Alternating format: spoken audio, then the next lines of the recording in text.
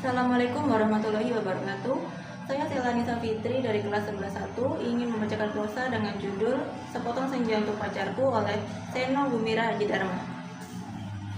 Alina tercinta, bersama surat ini kukirimkan padamu sepotong senja dengan angin, debur ombak, matahari terbenam, dan cahaya keemasan. Apakah kamu menerimanya dalam keadaan lengkap? Seperti setiap senja di setiap pantai, tentu ada juga burung-burung, pasir yang basah, siluet batu karang, dan barangkali juga perahu lewat di jauhan. Maaf, aku tidak sempat menelitinya satu persatu. Mestinya ada juga lokan, batu yang berwarna-warni, dan bias cahaya cemerlang yang berkeretap pada buih yang bagaikan impian selalu saja membuat aku mengangankan segala hal yang paling mungkin kulakukan bersamamu. Meski aku tahu semua itu akan tetap tinggal sebagai kemungkinan yang entah kapan menjadi kenyataan. Kukirimkan sepotong senja ini untukmu, Alina, dalam amplop yang tertutup rapat dari jauh karena aku ingin memberikan sesuatu yang lebih dari sekedar kata-kata. Sudah terlalu banyak kata di dunia ini, Alina, dan kata-kata ternyata tidak mengubah apa-apa. Aku tidak akan menambah kata-kata yang sudah tak terhitung jumlahnya dalam sejarah kebudayaan manusia, Alina. Untuk apa? Kata-kata ini ada gunanya dan selalu sia-sia. Lagi pula, siapakah yang masih sudi mendengarnya? Di dunia ini semua orang sibuk berkata-kata tanpa peduli apa ada orang lain yang mendengarnya. Bahkan mereka juga tidak peduli dengan kata-katanya sendiri. Sebuah dunia yang sudah kelebihan kata-kata tanpa makna. Kata-kata sudah luber dan tidak dibutuhkan lagi. Setiap kata bisa diganti artinya. Setiap arti bisa diubah maknanya. Itulah dunia kita, Alina. Kukirimkan sepotong senja untukmu, Alina, bukan kata-kata cinta. Kukirimkan padamu sepotong senja yang lembut dengan langit kemerah-merahan yang nyata dan betul-betul ada dalam keadaan sama seperti ketika aku mengambilnya saat matahari hampir tenggelam di balik cakrawala. Alina yang manis, Alina yang sendu. Akan kuceritakan padamu bagaimana aku mendapatkan senja itu untukmu. Sore itu, aku duduk seorang diri di tepi pantai, memandang dunia yang terdiri dari waktu. Memandang bagaimana ruang dan waktu bersekutu, menjelmakan alam itu untuk mataku. Di tepi pantai, di tepi bumi, semesta adalah sapuan warna keemasan dan lautan adalah cairan logam, meski buih pada debur ombak yang menghempas itu tetap saja putih seperti kapas, dan langit tetap saja ungu, dan angin tetap saja lembab dan basah. Dan pasir tetap saja hangat ketika kuusapkan kakiku ke dalamnya. Kemudian tiba-tiba senja dan cahaya gemetar. Keindahan berkutat melawan waktu dan aku tiba-tiba teringat padamu. Barangkali senja ini bagus untukmu, pikirku. Maka aku potong senja itu sebelum terlambat. Kukerat pada 4 sisi, lantas kumasukkan ke dalam saku. Dengan begitu, keindahan itu bisa abadi dan aku bisa memberikannya padamu. Setelah itu aku berjalan pulang dengan perasaan senang. Aku tahu kamu akan menyukainya karena aku tahu itu adalah senja yang selalu kamu bayangkan untuk kita. Aku tahu kamu selalu membayangkan hari libur yang panjang, perjalanan yang jauh, dan barangkali sepanjang kursi malas pada sepotong senja di sebuah pantai di mana kita akan bercakap-cakap sembari memandang langit sambil berangan-angan, sambil bertanya-tanya apakah semua ini memang benar-benar telah terjadi. Kini senja itu bisa kamu bawa kemana-mana. Ketika aku meninggalkan pantai itu, kulihat orang-orang datang berbondong-bondong. Ternyata mereka menjadi gempar karena senja telah hilang.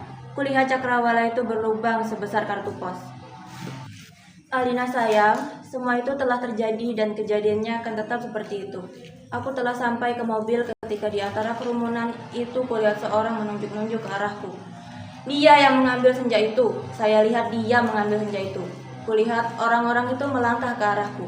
Melihat gelagat itu, aku segera masuk mobil dan tancap gas. Catat nomornya, catat nomornya. Aku melejit ke jalan raya. Kukebut mobilku tanpa perasaan panik. Aku sudah berniat memberikan senja itu untukmu dan hanya untukmu saja, Alina. Tidak seorang pun boleh mengambilnya dariku. Cahaya senja yang keemasan itu berbinar-binar di dalam saku. Aku merasa cemas karena meskipun kaca mobilku gelap, tapi cahaya senja tentu cukup terang dilihat dari luar. Dan ternyata cahaya senja itu memang menembus segenap cahaya dalam mobilku. sehingga mobil itu meluncur dengan nyala cemerlang ke aspal maupun ke angkasa. Dari radio yang kusetel, aku tahu berita tentang hilangnya Senja telah tersebar kemana-mana. Dari televisi dalam mobil bahkan kulihat potretku sudah terpampang. Aduh, baru hilang satu Senja saja sudah panik seperti itu. Apa tidak menunggu sampai besok? Bagaimana kalau setiap orang mengambil Senja untuk pacarnya masing-masing? Barangkali memang sudah waktunya dibuat Senja tiruan yang bisa dijual di toko-toko, dikemas dalam kantong plastik, dan dijual di kaki lima. Sudah waktunya Senja diproduksi besar-besaran supaya bisa dijual anak-anak pedagang asongan di perempatan jalan. Senja, Senja, cuma 1.003. Di jalan tol mobilku melaju masuk kota. Aku harus hati-hati karena semua orang mencariku. Sirine mobil polisi meraung-raung di mana-mana. Cahaya kota yang tetap gemilang tanpa Senja membuat cahaya kemasan dalam mobilku tidak terlalu kentara. Lagi pula di kota, tidak semua orang peduli apakah Senja hilang atau tidak. Di kota kehidupan berjalan tanpa waktu. Tidak peduli pagi, siang, sore, atau malam. Jika tidak pernah penting Senja itu ada atau hilang. Senja cuma penting untuk turis yang suka memotret matahari terbenam. Boleh jadi hanya demi alasan itu Senja yang kubawa ini dicari-cari polisi. Sirene mobil mendekat dari belakang. Dengan pengeras suara, polisi itu memberi peringatan. Pengemudi mobil Porsche abu-abu metalik nomor SG19658A harap berhenti. Ini polisi. Anda ditahan karena dituduh telah membawa Senja. Meskipun tak ada aturan yang melarangnya, tapi berdasarkan aku tidak studi mendengarnya lebih lama lagi. Jadi kubilas dia sampai terpental keluar pagar tepi jalan. Kutancap gas dan menyelip-nyelip dengan lincah di jalanan. Dalam waktu singkat, kota sudah penuh raungan sirine polisi. Terjadi kejar-kejaran yang seru. Tapi aku lebih tahu seluk-beluk kota. Jalanan dengan cahaya yang bermain warna, gang-gang gelap yang tak pernah tercatat dalam buku alamat, lorong-lorong rahasia yang hanya diperuntukkan bagi orang-orang di bawah tanah. Satu mobil terlempar di jalan layang, satu mobil lain tersesat di sebuah kampung, dan satu mobil lagi terguling-guling menabrak truk dan meledak lantas terbakar. Masih ada 2 polisi bersepeda motor mengejarku. Ini soal kecil. Mereka tak pernah bisa mendahuluiku. Dan setelah kejar-kejaran beberapa lama, mereka kehabisan bensin dan pengendaranya cuma bisa memaki-maki. Kulihat Senja dalam saku bajuku. Masih utuh, angin berdesir, langit semburu ungu, debur ombak menghempas ke pantai. Hanya padamulah Senja ini kuserahkan Alina. Tapi Alina, polisi ternyata tidak sekonyol yang kusangka. Di segenap sudut kota mereka telah siap siaga. Bahkan aku tak bisa membeli makanan untuk mengisi perutku. Bahkan di langit tanpa Senja, helikopter mereka menyorotkan lampu di setiap celah gedung bertingkat. Aku tersudut dan akhirnya nyaris tertangkap. Kalau saja tidak ada gorong-gorong yang terbuka, mobilku sudah kutinggal ketika memasuki daerah kumuh itu. Aku berlari di antara gedung, rumah tua, tiang, serta temali. Terjatuh di atas sampah, merayapi tangga-tangga reot, sampai seorang gelandangan menuntunku ke suatu tempat yang tak akan pernah kulupakan dalam hidupku. Masuklah, katanya tenang. Di situ kamu aman. Ia menunjuk gorong-gorong yang terbuka itu. Ada tikus keluar dari sana, baunya bacin dan pesing. Ku tengok ke bawah, kulihat kelelawar bergantungan. Aku ragu-ragu, namun deru helikopter dengan lampu sorotnya yang mencari-cari itu melenyapkan keraguanku. Masuklah, kamu tidak punya pilihan lain. Dan gelandangan itu mendorongku. Aku terjerembab jatuh, bau busuknya bukan main. Gorong-gorong itu segera tertutup dan kudengar gelandangan itu merebahkan dirinya di atasnya. Lampu sorot helikopter menembus celah gorong-gorong tapi tak cukup untuk melihatku. Kuraba Senja dalam kantongku. Cahayanya yang merah keemasan membuat aku bisa melihat dalam kegelapan. Aku melangkah dalam gorong-gorong yang rupanya cukup tinggi juga. Kusibukkan kelelawar bergantungan yang entah mati entah hidup itu. Kulihat cahaya putih di ujung gorong-gorong. Air busuk mengalir setinggi lutut, namun makin ke dalam makin surut. Di tempat yang sering kulihat anak-anak gelandangan duduk maupun tidur-tiduran. Mereka berserakan memeluk rebana dengan mata yang tidak memancarkan kebahagiaan. Aku berjalan terus melangkahi mereka dan coba bertahan. Betapapun ini lebih baik daripada harus menyerahkan senja Alina. Di ujung gorong-gorong, di tempat cahaya putih itu, ada tangga menurun ke bawah. Ku ikuti tangga itu. Cahaya semakin terang dan semakin benderang. Astaga, kamu boleh tidak percaya Alina, tapi kamu akan terus membacanya.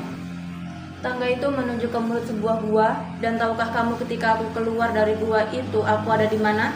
Di sebuah tempat persis sama dengan tempat di mana aku mengambil senja itu untukmu, Alina.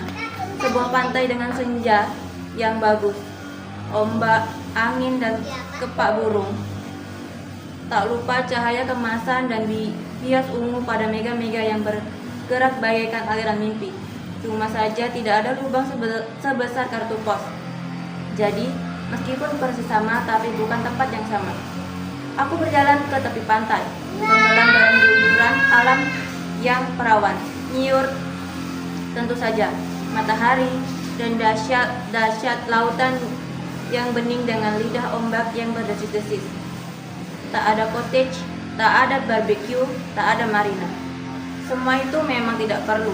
Senja yang bergetar melawan takdir membiaskan cahaya keemasan ke tepi semesta. Aku sering malu sendiri melihat semua itu. Alina, apakah semua ini mungkin diterjemahkan dalam bahasa?